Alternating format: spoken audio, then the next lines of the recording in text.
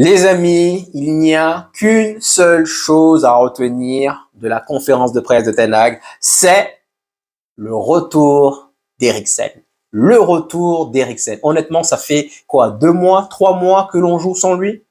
Mine de rien, on n'a perdu que 2 fois contre Liverpool et contre Newcastle, mais dans le jeu, c'est une autre dimension.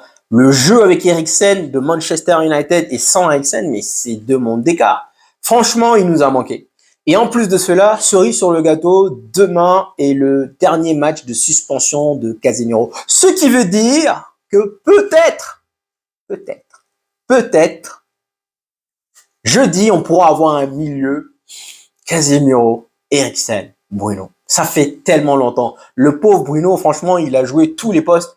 Mais honnêtement, quel plaisir de revoir Casemiro. Donc forcément, il sera pas titulaire demain. Donc je suppose qu'il va faire un peu comme Martial, faire son entrée. Mais en tout cas, quelle bonne nouvelle. La mauvaise nouvelle, c'est que Luke Shaw s'est blessé. Donc on l'a vu contre Brentford, il est sorti. Mais donc il sera pas disponible pour le match de demain. Luke Shaw, franchement, petite parenthèse, c'est quand même un guignol quand même. Hein, parce que le mec, il a fait de lui un contrat XXL. Il a été irréprochable. Et je pense qu'il était peut-être candidat au meilleur latéral gauche de PL jusqu'à maintenant.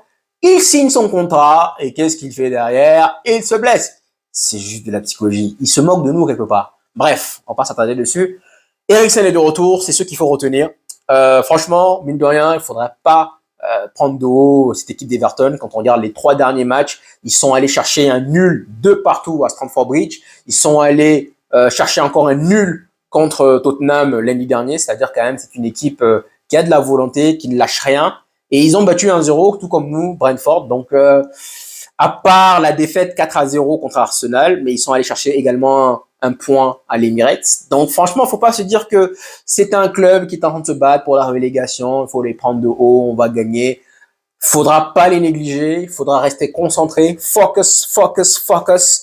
Et je pense que normalement, ça devrait passer. Donc côté équipe, je pense qu'il va aligner la même équipe, peut-être à l'exception Fred qui va remplacer McTominay, mais bon, je n'en suis pas sûr, on verra bien. Ce qui est sûr, c'est que j'en doute fort que Everton nous laisse le temps de contrôler, de regarder à gauche, à droite, comme Brentford nous a laissé faire en première mi-temps. Je pense que Everton va venir nous presser. Sondage, son équipe, elle est généralement elle est défensive, mais parfois elle peut se réveiller. On se rappelle de Burnley il y a quelques années avec Ole qui sont venus à Old Trafford nous faire une leçon.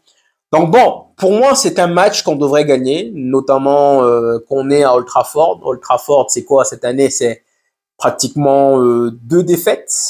Je pense qu'on n'a pas eu de défaite à Old Trafford depuis le match contre la Real Sociedad. Et donc voilà, hein, franchement, on est quand même assez serein à Old Trafford. Donc je pense que ce match, on devrait le gagner. Voici l'équipe. Donc ma prédiction serait, je pense, 1-0. Et après un deuxième but, je pense 2-0 pour Manchester United.